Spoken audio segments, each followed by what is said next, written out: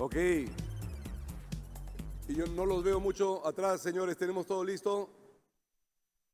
La mano es sí, sí, sí, señores, ahora sí. Los que llegaron un poquito tarde se salvaron por la campana. Yo creo que ellos fueron los que desconectaron la energía para poder darse un tiempito para llegar. Señores, comenzamos entonces con la tan esperada encuesta acá de 2014. Alfredo Torres, presidente de Ipsos Perú, nos trae los resultados. Bienvenido, Alfredo, por segunda vez y ahora con todo. ¿Tenemos audio? Sí. Bueno, es para pensar que ha habido algún tipo de sabotaje, pero probablemente no ha sido así. Lo que queremos hacer hoy día es comentarles los resultados de las encuestas que ustedes han llenado los días de ayer y anteayer. Es una encuesta bastante amplia, así que vamos a tener que ser muy sintéticos, pero es muy importante porque acá se toman muchísimas decisiones y la opinión de la sala refleja lo que piensan las personas que toman la mayor parte de decisiones económicas de nuestro país y que influyen mucho, por lo tanto, también en las decisiones políticas. En ese sentido, este primer resultado es preocupante porque normalmente en CADE la actitud de la mayoría de los presentes ha sido muy optimista. Hemos tenido normalmente niveles de sensación de progreso del orden del 90%, 80%. El año pasado incluso era 84% el porcentaje de presentes que consideraba que el Perú estaba progresando. Hoy esa cifra ha caído a 52% y en el otro extremo hay un 27% que piensa que el Perú está en retroceso. Entonces es una llamada de atención y explica en cierta medida el enfriamiento que hemos tenido en los últimos meses. Consecuentemente, también la aprobación del presidente ha caído. El presidente hace 2 años tenía 75% de aprobación, luego 48%, ahora está en 23%. Es decir, los empresarios están con un nivel de aprobación muy parecido al que se registra también en las encuestas de opinión pública. Con relación a su equipo, en cambio, hay cifras bastante más altas. El ministro de Educación, que va a exponer en un rato, es el ministro mejor evaluado de los que hemos considerado, Jaime Savera, 77%.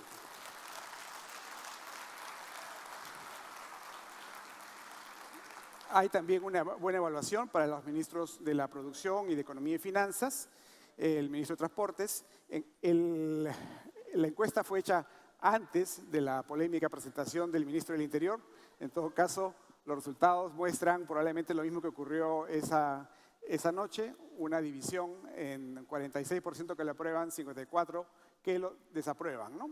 La primera ministra, Ana Jara, anda por ahí, y el ministro de Justicia, que como anticipo de todo lo que es la evaluación del sector justicia, está desaprobado.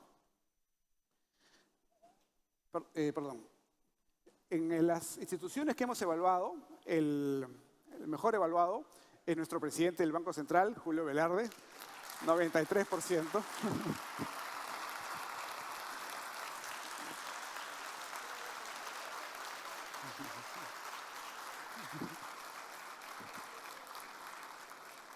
Que tuvo la gentileza de declinar su aumento salarial recientemente. Y luego tenemos al Contralor, que estuvo acá también el día de ayer con 44%. Los resultados van bajando cuando entramos a temas que tienen que ver con la justicia, la ley, y claramente el fiscal de la Nación es el peor evaluado, 90%.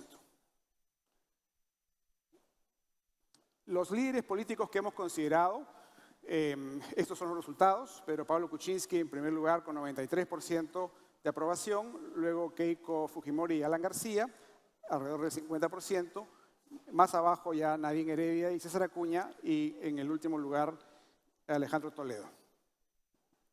Prioridades del gobierno. ¿Cuáles son las prioridades que debe tener el actual gobierno? Combatir la corrupción, desarrollar infraestructura, mejorar la seguridad ciudadana, mejorar la calidad de la educación y facilitar la inversión privada son las primeras menciones. Cuando pensamos al próximo gobierno, los resultados son bastante similares en los primeros lugares, pero aparecen otros temas o crecen otros temas como el de recuperar el crecimiento del PBI por encima del 6% y un poco más abajo también temas como mejorar la gestión pública, rediseñar la descentralización o reformar el sistema electoral, que son temas más de mediano plazo. ¿Qué tanto ha avanzado el Perú en estos años? Es una pregunta que venimos haciendo también ya desde algunos CADES. La sensación general es que estamos avanzando en reducir la pobreza, mucho más lentamente en mejorar la educación o la gestión pública, y en cambio seguimos retrocediendo en lo que es la lucha contra la corrupción y la seguridad ciudadana. Específicamente sobre seguridad ciudadana, lo que nos dice el CADE es que el tema que más preocupa es el crimen organizado. El crimen organizado, junto con los asaltos con armas de fuego, son las preocupaciones centrales hoy día. Y si hablamos específicamente de crimen organizado, lo que más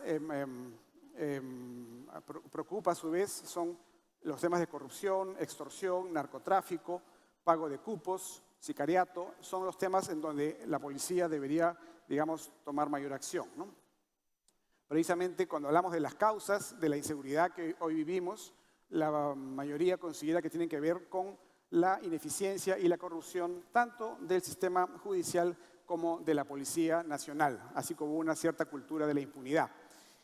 ¿Qué hacer para resolverlo? Naturalmente, trabajar más en la reforma del sistema judicial, y en el caso de la policía lo que se reclama es mayores cuerpos especializados para que combatan precisamente los delitos del crimen organizado y otras modalidades de las que hemos estado hablando, así como un tema de modernización de las comisarías, en general de infraestructura, y el fortalecimiento de las labores de inteligencia preventiva, algo sobre lo cual también nos habló el general Naranjo.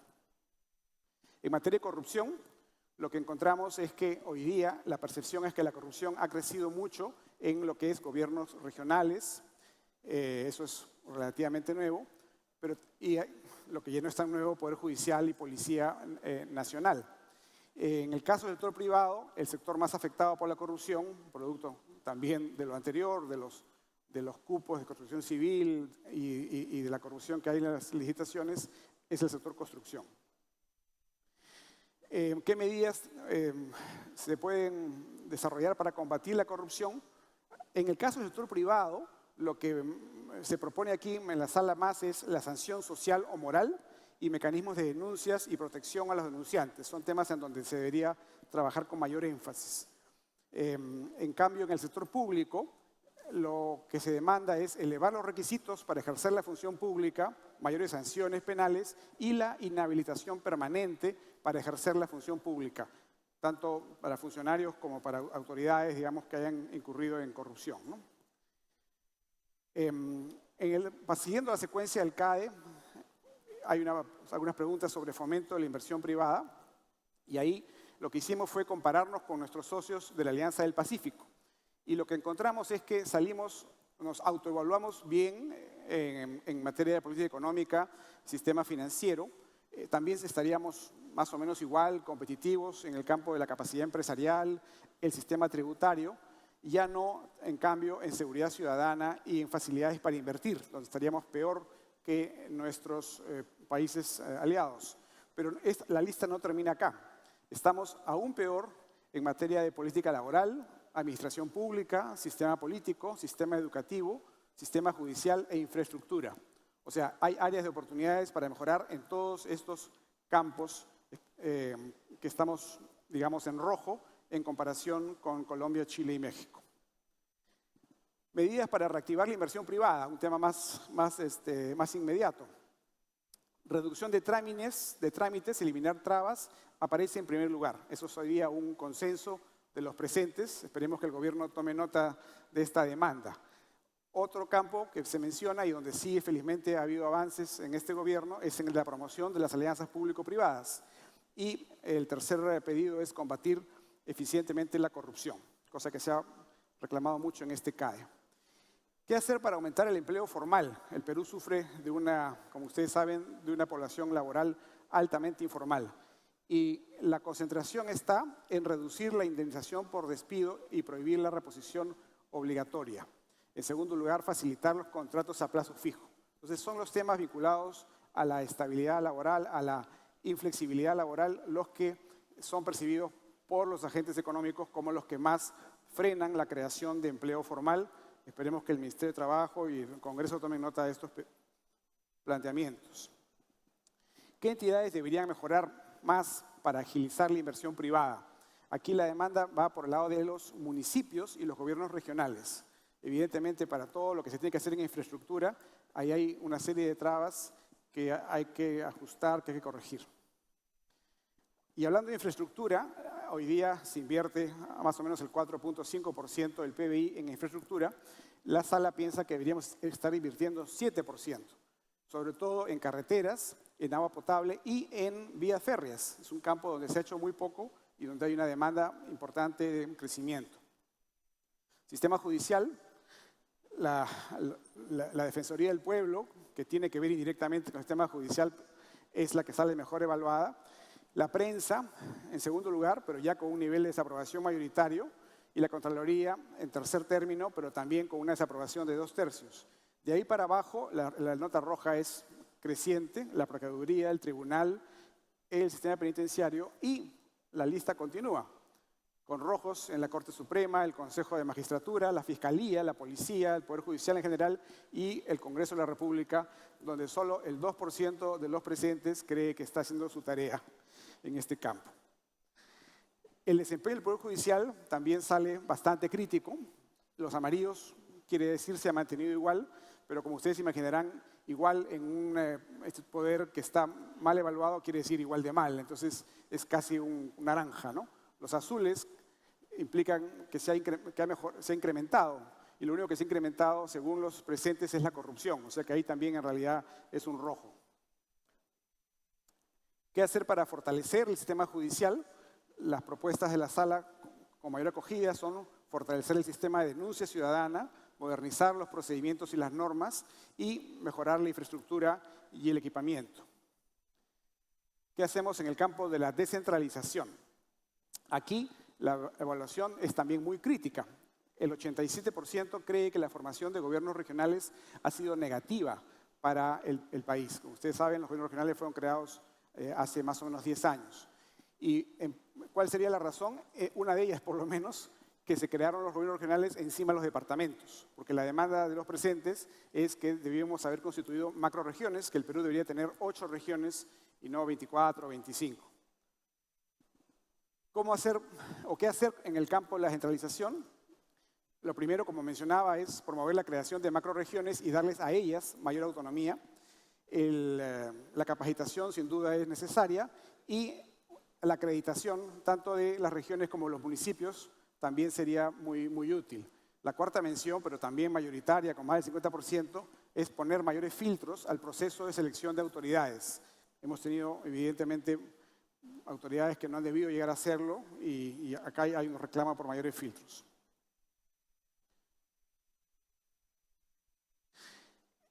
Y eso nos lleva al tema político. Y ahí también hay una demanda mayoritaria, casi consensual, por prohibir la postulación de candidatos que hayan estado en prisión por delitos graves, ¿no? Corrupción, terrorismo, crímenes. Hoy día cualquier persona que haya asesinado a alguien y haya cumplido su pena puede ser congresista y eso, por supuesto, es algo que la mayoría piensa que no debería ocurrir.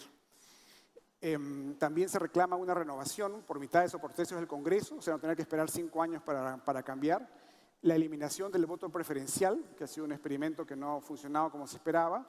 Elevar los requisitos para la inscripción de partidos y elecciones internas organizadas obligatoriamente por la OMPE, que es un tema que hoy día no está ocurriendo. Hoy día eso es voluntario y la mayoría, por supuesto, no convoca a la OMPE, con lo cual no hay confianza en estas elecciones internas. Son las principales menciones. Hay otras. El voto voluntario, por ejemplo, no tiene apoyo mayoritario en la sala, tampoco la creación de un Senado. En el campo de la educación, hemos hecho una pregunta similar a la que aplicamos en el CADE por la educación, donde van expertos en el tema. En ese escenario, la mayoría pensaba que la educación estaba progresando en los últimos 10 años. En este escenario, en el nuestro, la mayoría piensa que estamos igual. O sea, no, vamos a ver después de que hable el ministro de Educación si seguimos pensando lo mismo, ¿no? Pero en todo caso, los problemas sí salieron resultados acá muy parecidos en el CAE por educación. En la educación básica tienen que ver con la deficiente formación de los profesores, la deficiente infraestructura, las APPs son una oportunidad para eso, el poder del SUTEP se ha debilitado quizá con respecto al pasado, pero sigue siendo un problema, un factor de freno al desarrollo, la poca capacidad de gestión de los directores, etc. Y en el caso de la educación superior hay una mayor dispersión de respuestas. La más mencionada es incremento de instituciones de baja calidad. Y quizá por eso también después se menciona falta de acreditación, poca importancia en la investigación, deficiente formación de profesores. Son algunos de los temas que habría que trabajar en el sector de educación superior. ¿Qué tanto aporta el sector privado y su empresa a la educación? Los resultados son intermedios, digamos, la mayoría considera que aporta, pero no mucho. ¿De qué maneras están contribuyendo los presentes, las empresas aquí representadas en educación? La primera mención es fomento de actividades de voluntariado y luego desarrollo de programas para la comunidad relacionados al campo educativo y aportar económicamente a iniciativas que otras organizaciones desarrollan, ¿no? El presupuesto en educación, ¿cuánto debería ser del PBI? Casi 6%, es casi un consenso nacional. El único problema es que hoy día está en 3% y hay un trecho largo para recorrer para llegar al 6%. Diversificación productiva. La mayoría considera que el Perú está algo diversificado y que el Estado sí debe intervenir para propiciar una mayor diversificación. Sin embargo, la propuesta gubernamental es poco conocida. La mayoría no conoce el plan y de los que lo conocen tampoco tienen mucha confianza en el plan. Las aprobaciones son más bien intermedias. En el campo de la informalidad también hay una demanda grande porque el Estado intervenga para reducir la informalidad. El 90% piensa que debería ser así y la manera de entrar sería esencialmente en el ámbito laboral. De nuevo, flexibilizar la regulación laboral, reducir los costos indirectos y en tercer término, reducir los otros costos de tramitología, ¿no? Para terminar, hay una cápite de mirando hacia el futuro, en donde hemos arrancado por ver la participación de los empresarios en política. Y aquí hemos encontrado resultados, yo diría, bastante positivos, porque vemos que hay un gran consenso de que los empresarios deben participar en política. Para empezar, en los gremios empresariales, donde indirectamente se hace política, apoyando organizaciones de la sociedad civil, aceptando cargos de confianza en el Estado, integrando, colaborando en partidos y escribiendo artículos, conferencias. Solo el 3% dicen que no deben participar. Ahora, ¿de qué maneras estamos participando actualmente? Los resultados también son importantes. El 38% participa en gremios, 31% apoya a organizaciones de la sociedad civil. Esperemos nada más que el apoyo sea más significativo de lo que ya viene siendo. 19% ha pasado por el Estado, 14% escribe artículos de conferencias y 13% colabora con partidos, lo cual también es muy importante. Esperemos que se incremente esa colaboración el próximo año, que es un año electoral y hay que trabajar en planes de gobierno. Solamente un tercio no participa de ninguna manera en política. La visión. Hoy vamos a tener una conferencia importante sobre ese tema. La sala piensa que es muy importante que se cuente en el Perú con una visión de futuro compartido y que esta visión tenga además objetivos concretos, ¿no? El caso de que IPAE pues, desarrolle una visión, esta debería ser presentada a todos los candidatos del 2016. El Perú debería fijarse como objetivo nacional entrar a la OECD. Ustedes saben, es el club, digamos, de los países desarrollados. Y finalmente, ¿cuándo lograremos llegar a ser un país desarrollado? Que es el tema que hoy nos reúne. La mayoría piensa que en la década del 30, hacia alrededor del tercio de siglo. Si sumamos, sin embargo, al grupo más optimista que cree que será en la década del 20, tenemos más o menos que 3 de cada 5 presentes piensa que vamos a llegar a ser un país desarrollado dentro de los próximos 25 años. Esto es esperanzador, pero sin duda también supone un gran compromiso para que con el esfuerzo de todos sea posible alcanzar esta meta. Muchas gracias.